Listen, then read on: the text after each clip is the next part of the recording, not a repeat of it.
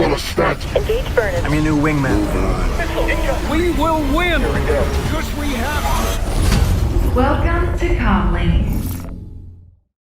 Hello and welcome back to the CommLink Podcast for episode 5. I'm Stubb and I'm joined today with Silvius. How's it going, man? I'm good. It's Thanksgiving in the good old US of A, and gonna go eat some good food after this, and excited to get into CitizenCon, IAE Part 2. Part 2. Yeah, there's a lot going on, both IRL and in-game right now. Yeah. Thanksgiving, IAE, Free Fly, Siege of Orson at some point, I guess, is still making its way back to the game. But anyway, so we're here to talk some more Star Citizen today. IAE is live, and 321.1 also hit live servers since the last episode that we recorded. And we dipped into the game yesterday, had a little play session. It was my first time checking out the live servers since 321.1 hit. And, you know, it was Star Citizen. The servers are struggling right now, right? We went to go check out the expo on Microtech at New Babbage, and stability was just a little all over the place. Like, I remember getting off the tram and then trying to get to the expo center, and like my frames just dropped to nothing. But by the time we actually did get into the expo center, then they were halfway decent again. Fell off the train. Fell off the train at one point, right? Got stranded on the tracks. I fell through the train. I fell through the Redeemer that we were flying. So, Star Citizen bugs were popping up here and there. But we did make it to the expo. And yesterday at the expo, it was Argo and it was Drake on display. Yeah. And it was cool. I'm starting to get to the point, I think, with some of these visits to the expo centers over the years. Do you ever get the sense that in those expo centers, while it's cool seeing all the ships, the venues still almost seem like too big, like too empty, kind of? I don't know. They don't. I mean, I guess some manufacturers don't have the like big ships to fill out that main hall. Yeah, it can feel kind of empty for certain manufacturers. I guess they just don't want to take the time to make a smaller hall for different manufacturers. Yeah, but there's also just moments where like we're running downstairs to check out like the holo view of the maps, right? And I'm just kind of thinking like, this is a lot of stairs just to go down and watch a little projection, like in a glass display or whatever. But anyway, still cool seeing the ships. The SRV looks kind of neat. As I pulled well. that thing out yesterday, and Matt said it looks like shit. Really? He doesn't like the look of it? I thought he would really love it. Blue collar man and hard working, and like, this is a working man ship. I pulled it out, and the first thing he gets in the hangar, he's like, "This looks like dog shit." He's getting soft. Yeah, all right. Well, I mean, I'm probably not going to use the SRV really at all, but it's a cool ship, and I've seen people like pulling ships away from the Commons area or New Babbage, where everybody's parking at for the expo. Perfect use case for it. Yeah, some guy in global chat's like, "I'm getting crime stats, and got like over 1 million credits and fines for pulling stuff away from the Commons." People were like sending them credits, like, "Thank you for your job, your work, and everything." SRV's in, and I think there's a little issue with crime stat when you pull certain ships right now, but I think they're working.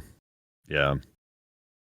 Well, speaking of the SRV, since it just kind of came up in conversation, also I want to just point out to everybody that on robertspaceindustries.com, yesterday they did post an Argo SRV Q&A. You can access that through the CommLink get it CommLink section on their website, and covers a lot of the basics of the ships.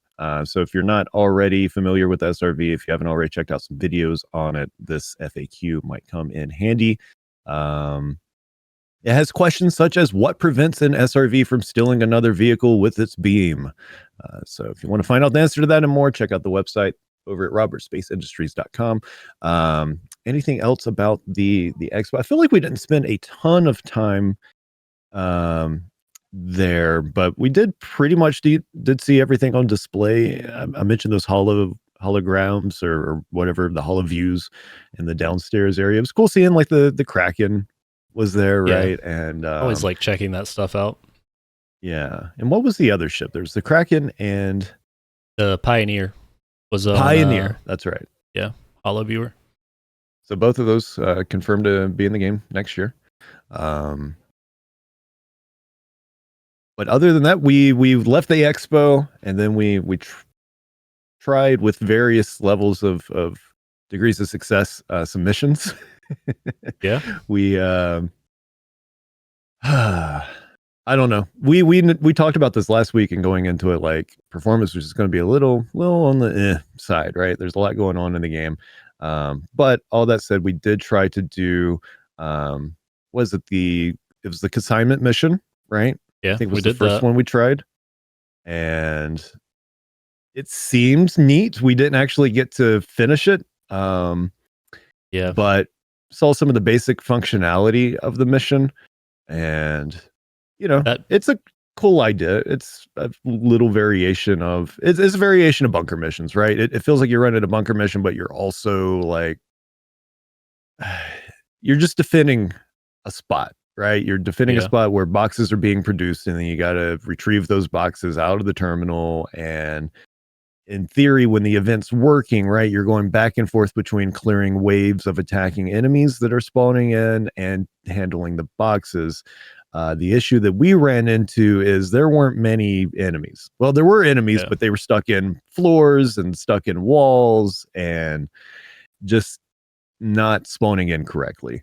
That was the issue with that mission. That bug is making a lot of FPS missions right now really hard to do in bunkers. So we did encounter that.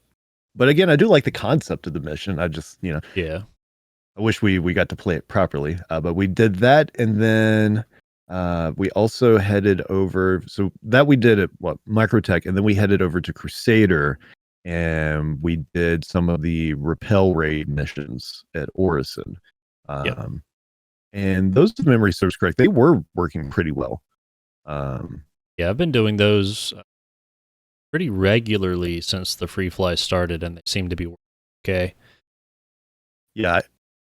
They don't have the same issue as the NPCs like falling in the floor and like sticking in the wall.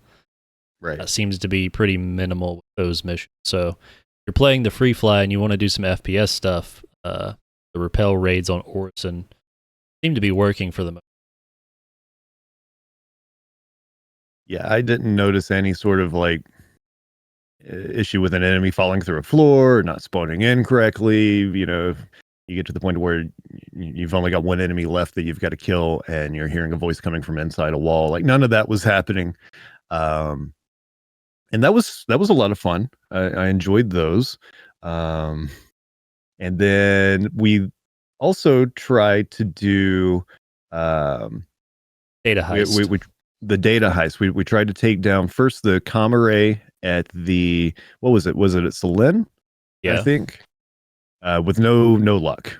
Like it was bugged out. The interaction button wasn't popping up to put the security key inside the comm array and hack it and all that good stuff. So there was no interaction available there. So we weren't able to bring comms down so that we could complete our mission fairly safely without catching a crime stat. But we decided to still go through with it and perform the mission itself. And there was some bloodshed. Yeah. So I got to take out some guards and such all willy-nilly, which means the next time I log into the game, I'm gonna have to pay for that in some way, either try to clear my name or serve some time in prison. I don't know. But that mission was also kind of cool. It is basically like last night's session was a lot of me sort of catching up on some things that I haven't had the opportunity to to play through some of these new mission types that have come online. And again, wasn't the ideal scenario as far as server stability goes with the events going on, but it was still fun. Had a good time with it. I don't know what were your thoughts. Like again, I enjoyed it. It was just pretty typical like performance issues here and there. Yeah, and then we got the 30K, which was just the icing on top of the cake for the end of the night. But yeah, I will say this is probably the best running free fly event that I've played. So it's not totally terrible, but I think it's not as terrible for someone like me or you that have played for a while and know how to get around certain bugs and stuff. But I could see a free fly first time player still struggling with some of the bugs happening right now. Just like had several servers where elevators won't respond. I've been kicked out of elevators inside of stations, which that's happened to me like maybe one or two other times since I've started playing. Just really random stuff that doesn't normally happen has been happening. So typical free fly stuff, but yeah, it has been running better, definitely better than the last free, probably the best free I've been a part of. And yeah, those missions have been fun. It's just like saying it's hard to do those with the NPCs falling through the floor. And I think one of the devs actually responded yesterday saying that it's a really hard issue to figure out, and they're not really sure exactly what's causing it. So that's why they haven't pushed out a hot fix for it yet. But they have been pushing out hot fixes for other things. So I think some devs are working overtime trying to get stuff fixed, working for the free fly. So overall, it's been okay. Like, I've probably been playing Star Citizen the last 2 weeks more than I have the past 4 to 5 months since 3.18 happened. So I've been in there almost every day this past week. So it's not been bad. I enjoyed the data heist mission. That's the first time I tried that one. It took a minute to figure out where the codes were coming from and stuff. But once we figured it out, it was pretty cool. I definitely want to try one of those again where we can finish it and get it to work. Stuff like that. So, when servers have calmed down a bit more. Yeah, not all bad, not all great, but about as expected. So yeah, it wasn't a horrible shit show, but it was a little it was Star Citizen. But yeah, some fun was had. And then in addition to the PU, I dipped my toes back into Arena Commander a little bit to see how that was feeling with the 321.1 build. I didn't have a ton of luck finding lobbies yesterday. For whatever reason, it was what, like mid-afternoon or so, and I first tried to load into a single weapon elimination round, and was hanging around in a lobby for a few minutes just waiting for other people to connect. It never connected me with other people, so I was like, okay, because I wanted to see if the gun bug was still there, where on some spawns your gun just straight up will not shoot. You can holster it, bring it back out, doesn't matter, it's still not going to shoot. You can reload and reload again, still not going to shoot right until you're on a new life. So I didn't get to test out that bug yesterday, and instead I switched over to the tank battle mode, where it's not team, it's just you solo against other tanks. And same thing there, couldn't find a lobby.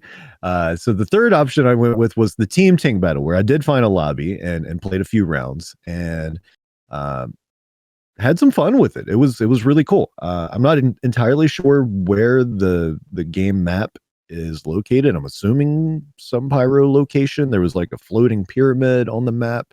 So if anybody knows what area I'm talking about, feel free to let me know in the comments below if that's pyro or not. But it's really cool aesthetically. It's a cool looking environment, and the tank gameplay itself was pretty fun. It's one of those rounds where or game modes where I don't see myself like playing it just all the time, but can definitely see myself dipping in and out of it for a few rounds here and there. But not something where, like I'm gonna play this one game mode for the next 5 hours. It's not quite that, Yeah. but it was neat. And then earlier today, I did get into a round of the single weapon elimination, actually just before we recorded, and can confirm that aforementioned gun bug where sometimes it just will not shoot is still in Arena Commander right now. And I wonder if that's not part of the reason why the lobby numbers have been so low, because it's not fun if your weapon just straight up doesn't work. Yeah. Right. And this isn't like a wear and tear thing like they talked about at CitizenCon where your gun can jam or what. Like this is a straight up bug. Like you're clicking your mouse button and just nothing's happening. So hopefully that gets fixed soon. Because I do like that, Arena Commander recently has gotten some more attention and they're introducing new game modes to it and they're using it as a testing space. But also it's kind of hard to incentivize people to go in there and use that test space if, you can't even test the basics of shooting somebody right now. Yeah, it's weird. I haven't seen that on the so that's all been list. Neat to check out though. I'm hoping that Arena Commander is going to get a little bit more love as time goes on. I'm sure it will. But as of right now, I think my overall thoughts on 321.1 as a overall build seems fine. Like you were saying earlier, this is maybe one of the smoother free fly events that's happened, especially at the same time as like an IAE. So definitely not perfect performance when you're around the expo center itself, down on Microtech. But I mean, otherwise, just like hopping from location to location. And when I wasn't falling through the Redeemer, like everything else felt okay for the most part, Yeah, not been bad. Yeah. So, and with it being Thanksgiving, like I'm sure we're probably not going to see like a major patch anytime this week, but maybe they'll continue. They did put out a small hot fix last night, right? Yeah. Or early this morning, one of the two. But as far as a more substantial one, it probably won't be until maybe sometime next week or the week after. But the game seems like it's in an okay spot right now, especially considering all the traffic that the servers are getting. While we're on the topic of patches, real quick, we don't have it in our outline. I just thought the replication layer started testing earlier this week on the preview channel that they ran Pyro on. Yeah. I don't think it's in Pyro, but they have been running the replication layer test with the Evocati testers, and they did say it's working. So basically, when you 30K, you get like a little error message, and your FPS drops to like almost nothing. So can't really move. Chat still works apparently, and VoIP still works. Interesting. But the way they have it right now, it takes between like 2 to 10 minutes for the server to spool back up. Quite a while, but they have said that they should be able to get those times way down.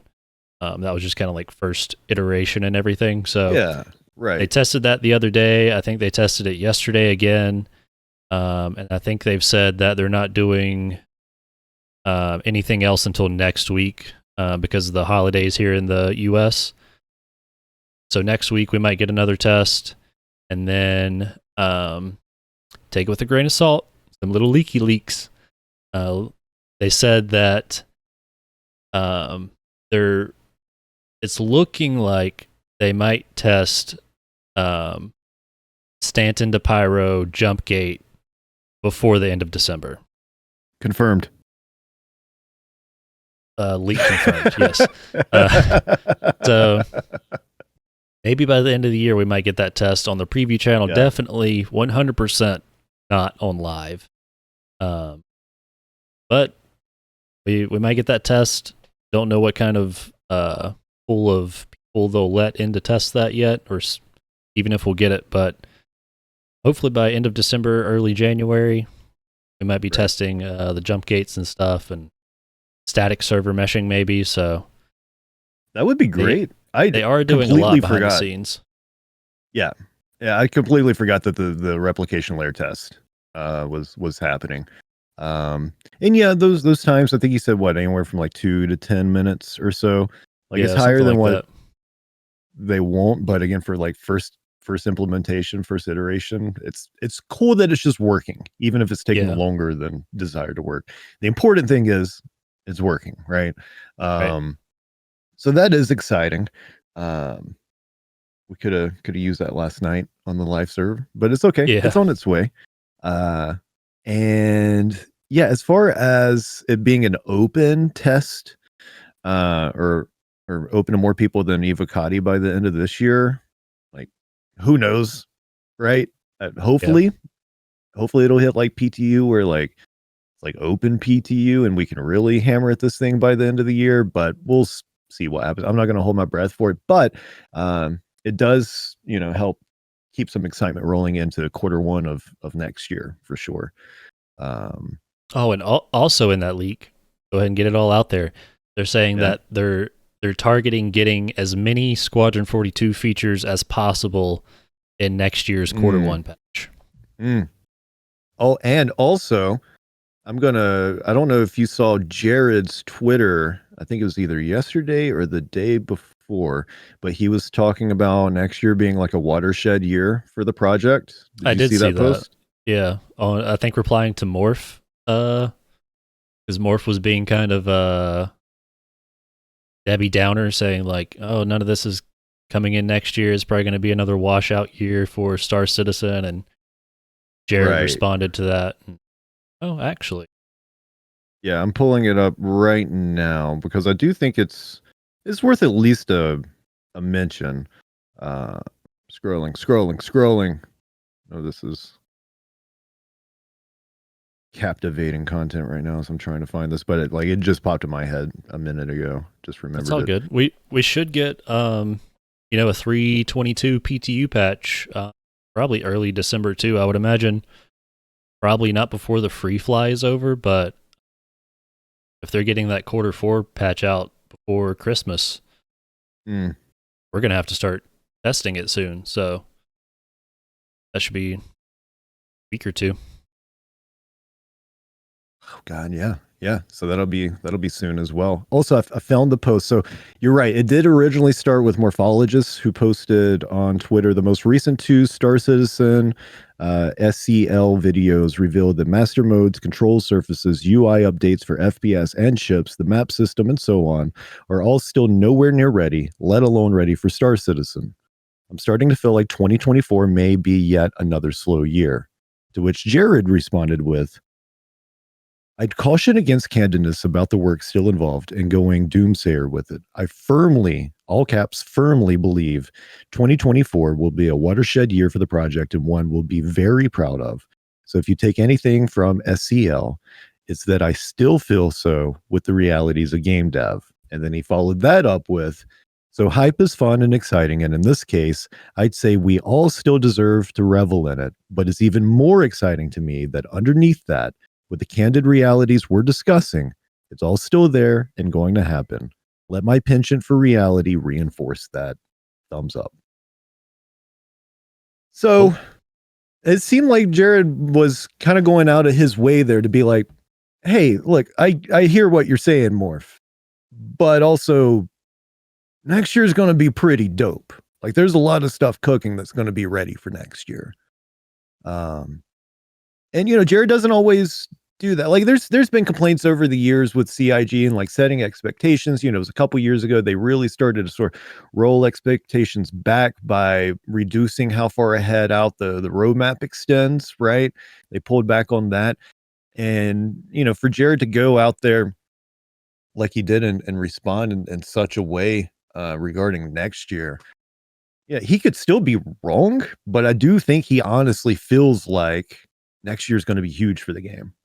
Yeah, So I don't think he would hopefully have he's said right. that unless he was pretty confident in at least some of it panning out the way he's saying. Right. Exactly. So I think that's, hopefully a good sign of that it's okay to stay excited for heading into 2024. So I'm gonna try to stay in that headspace as much as possible because it's fun. Like Yeah. I still feel pretty good about stuff that we talked about over CitizenCon. Like all that hype hasn't worn away. Like, yeah, the past couple times we've played, I've run into some bugs, but fucking what's new? I always run into bugs with games anyway, not Yeah. just Star Citizen. If there's a bug in a game, your boy's gonna find it whether he wants to or not. But um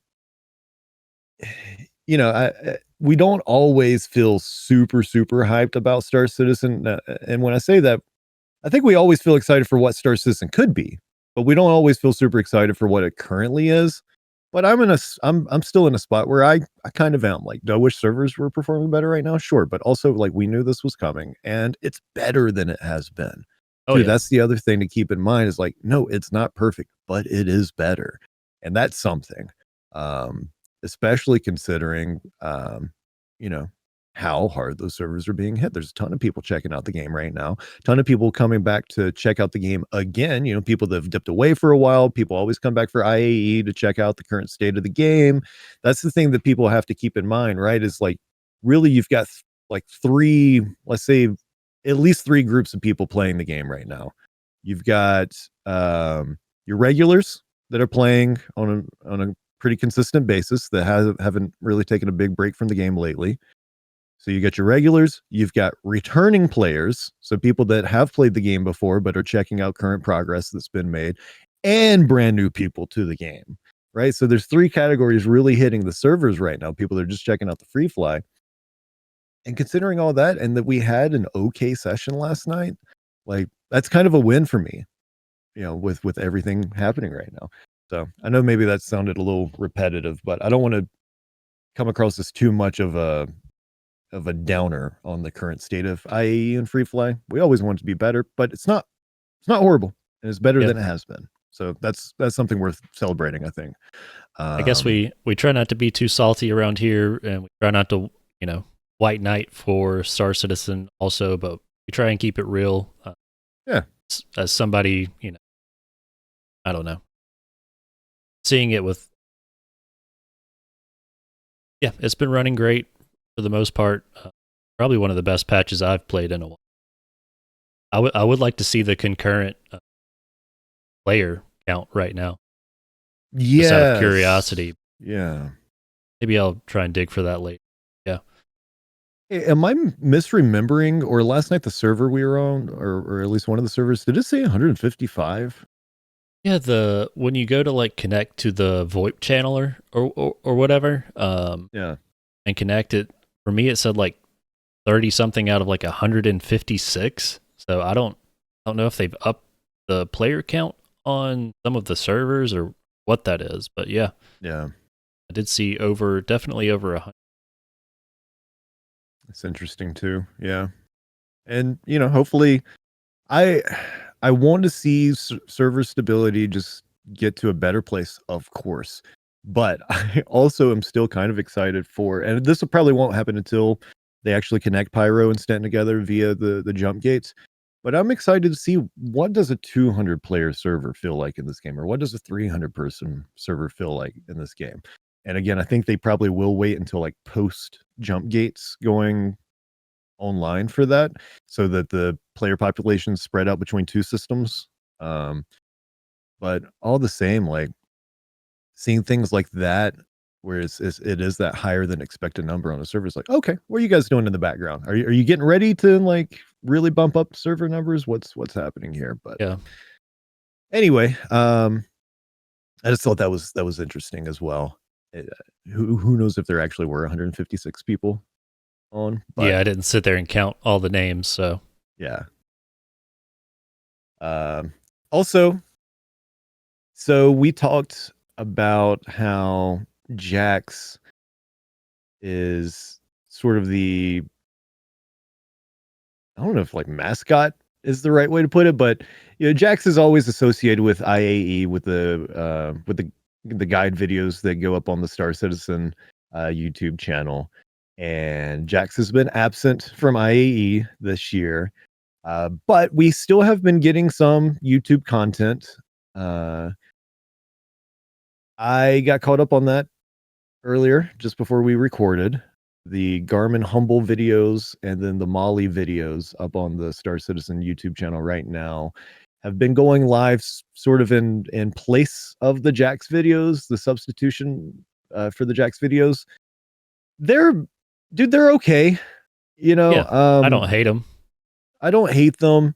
I enjoyed both of them for different reasons, but I enjoyed neither of them as much as I usually enjoy the Jax videos. You know what I mean? Like Yeah. it's one of those things where it felt like it was better than nothing, but still less than Jax. Yeah, Garmin. it's weird because they said the reason he wasn't there was because the cinematics team was busy on Squadron 42 stuff. But then we get these other set of videos. So they haven't been putting them out every day like the Jax videos come out, so maybe they were only able to do, you know, these 5 videos or whatever, but yeah, I've been missing Jax for sure. Well, I will say, like, and this is not me knocking them because God knows they were better edited than if you gave me a year to do them than they would be if I were working on them. But the production value didn't seem as high on these videos as a lot of the Jax ones are. So maybe they still kind of put them together with more of a skeleton production crew. I'm not. Could have had some entirely interns sure throw on them that. together, you know? Yeah. Did you kind of get that vibe a little bit? Like, this isn't quite as high budget as Jax usually is. A little, yeah. I mean, the Garmin Humble videos, like, I feel like I really enjoyed the actor that played him. Like, they did a good job. Yeah, and for anybody that's not checked it out, right, the Garmin Humble videos is kind of like a tongue-in-cheek, like, tough guy bounty hunter just out for justice. The money doesn't matter. It's all about, you know. It was entertaining. Stop a crime, burrito time. Yeah. Some funny little, like, one-liner stuff, and yeah, I thought the writing was good, the acting was good. I enjoyed the videos. Like, I've seen some people hating, especially those influencer, the Molly videos. Yeah. But I thought they were okay. Like, they were shot really well. I thought the part where the Stormwall mascot gets punched in the face by the Ninetales pirate in the background was great. Yeah, I've seen a lot of people like not really enjoying it and being like, "Where's Jax? This is dumb." But I enjoy these type of videos, and I think we could use more of them because it gives the world a little more depth. You know, like if Star Citizen was real life, you would have influence being flown to Oris, and you would have like show fancy stuff. Right. I don't know, just putting a character that's a little like grounded in reality and something you wouldn't normally see like as a player character, I guess, doing that stuff. I just thought it was interesting, you know, like giving a little more life to the verse and background, and I don't know, just makes it feel more alive and stuff like that. It does. And you know, I know people were kind of hating on the Molly videos a little bit. The thing that I enjoyed about them, so it didn't feel like they were like pandering so much to that sort of influencer crowd as much as they were like poking at it a little bit and making fun of it, while also like some of those little details in the background that were happening were really nice. Like once the Ninetales trouble started, like I think the first thing I noticed, it was a MSR that was getting blown up like to the left hand side of the screen, just kind of in the background, and Molly's not paying any attention to it. You referenced there was a mascot that ended up getting beaten up by like a Ninetales pirate. And then, you know, as those videos progress, you know, Molly's trying to get the hell out of Orison or whatever. And as she's escaping, you know, sort of unintentionally in some cases, she's just wrecking these Ninetales pirates, right? So it was fun. Yeah, it was fun. And then the whole Garmin Humble thing, that sort of tongue-in-cheek bounty hunter on ArcCorp down in Area 18, that was, both had I thought different styles of humor, but they both worked for me. I just miss Jax. Like, I don't hate these videos, and these new characters are fun, but come back, Jax. please. Yeah. But yeah, any other thoughts on those? Do you think we'll get anything else like that before the event wraps up? Do you think there's still a possibility Jack shows up in a surprise video before the end of IAE? I think the reason Jax is, I think they recorded a bunch of stuff of him and Pyro. They had Pyro planned to be out by now. And I think they have a bunch of stuff of him, like, advertising Pyro, or like something that would have to be put in after we are able to go to Pyro to make sense. So, I mean, I could be wrong here. They could actually, cinematic teams could be busy and stuff, but what if they made a bunch of Pyro content, didn't get Pyro ready in time, so they're holding all the Jax stuff for next year? Pyro out. Yeah, that's possible. And maybe, if in those videos, if they don't, if it's directly tied to both Pyro and IAE, do you think they hold those all the way until the next IAE next year? Or do you think they edit those videos to where, hey, Jax comes back just whenever Pyro comes online, even if that's, say, summertime next year, let's say? I think they would save it. That is probably geared towards the expo and stuff, with trying to get back for the expo, or something with Jimmy, or I don't know. But yeah, I don't know. I could be totally off base here, and they could have absolutely zero content recorded, but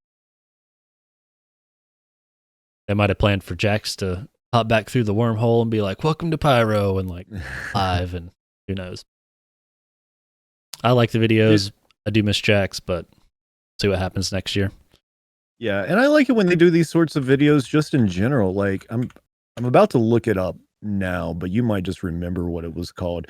Do you remember when Star Citizen, it wasn't fan made, but like CIG were putting out those videos with the characters flying around in that MSR? Yeah, that was, I forget what that was called. But like, remember if that was during IAE or not, but with the reunion. The Belligerent Duck was the name of the ship, with what's the pilot's name? I can't think of it. Maybe, yeah, that sounds right. Intrepid smuggler Alex Duggan. Yeah. In the midst of a messy job, the sees her reunited with unpredictable former cohort Maddie Zen, pursued by bounty hunters and gangsters. But like, if you go back and you look at those videos, like that one's called Star Citizen: The Reunion, for anybody that wants to check it out on YouTube.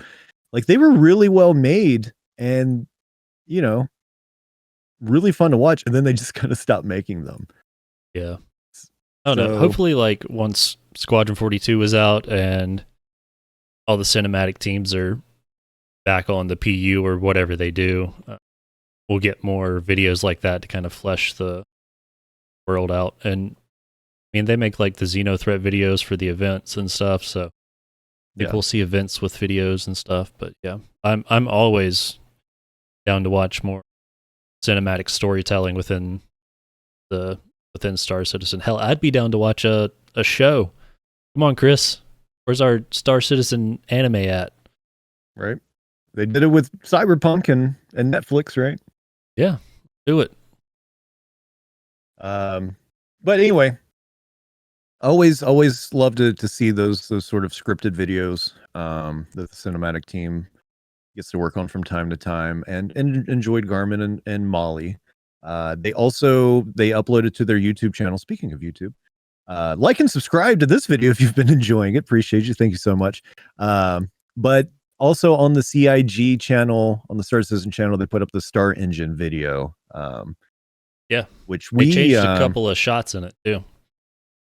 Oh, did they? I didn't know. Yeah, that. just a few. They changed the flyover when you get into Pyro. They fly over the station. Edited the like Gladius wreck a little bit. Mm-hmm. They collide there at the end.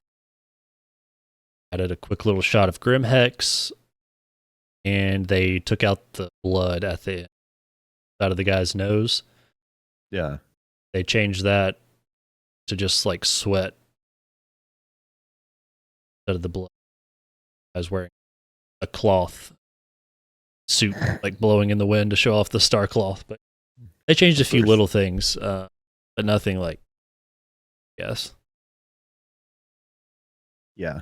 Again, if you haven't checked out that video before, I've not seen it with these changes, but definitely worth checking out. Originally shown at CitizenCon, it's finally up on the channel now. And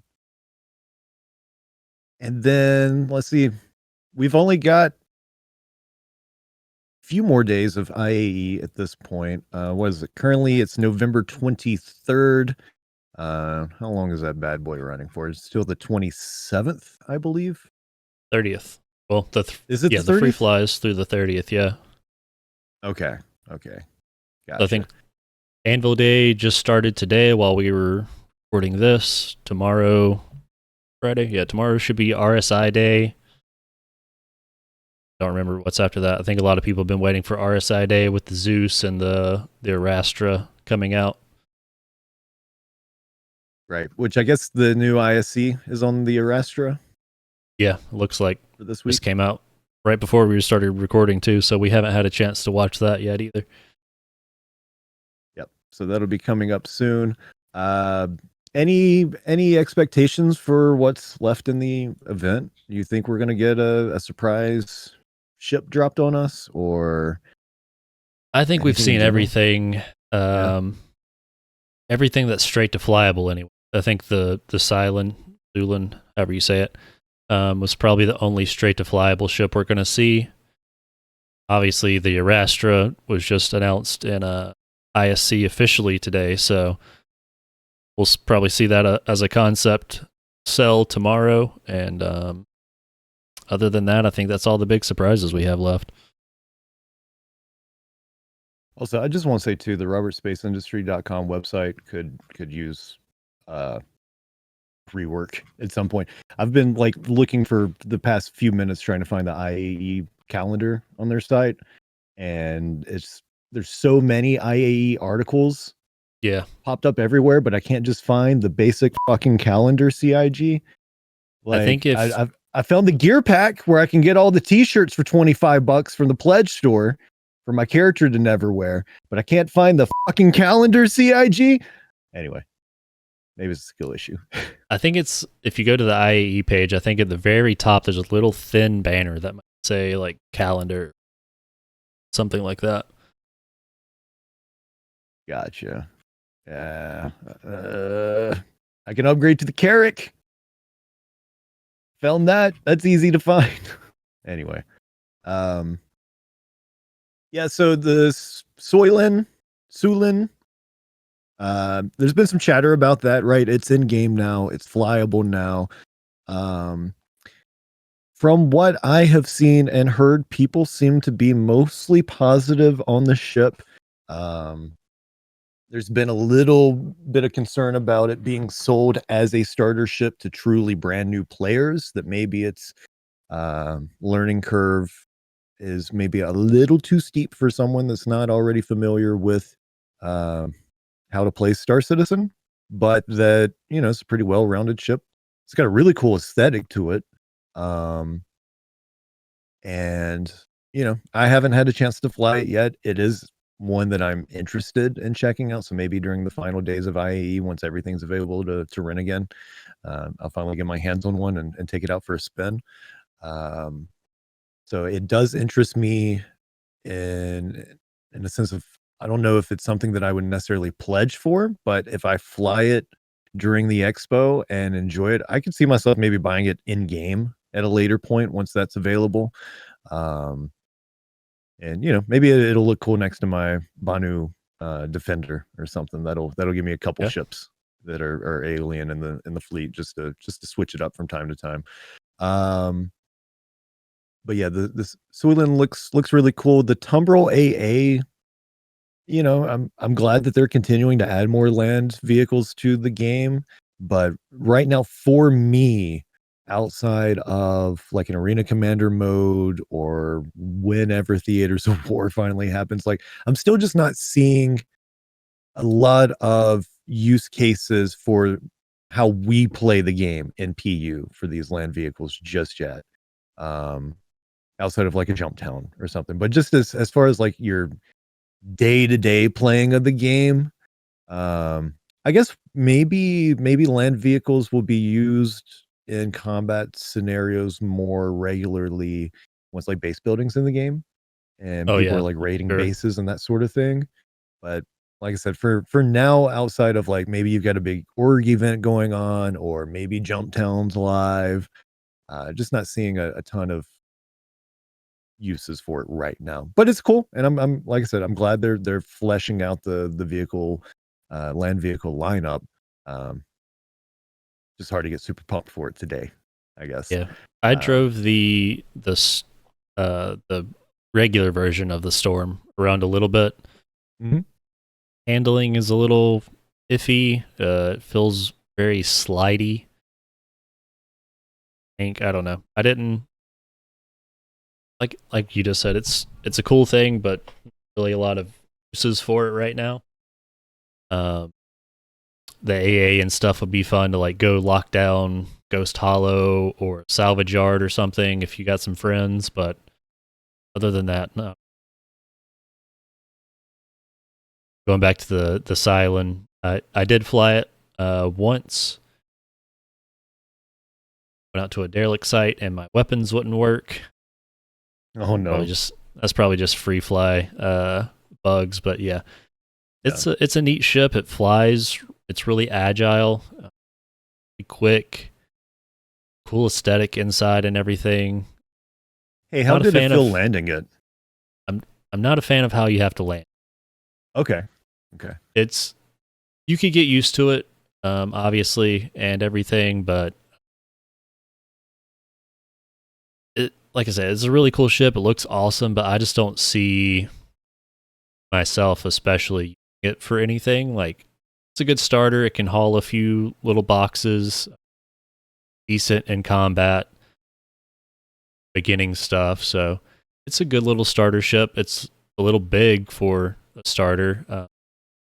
Kind of closer to the Nomad, I guess. Yeah. In terms of use.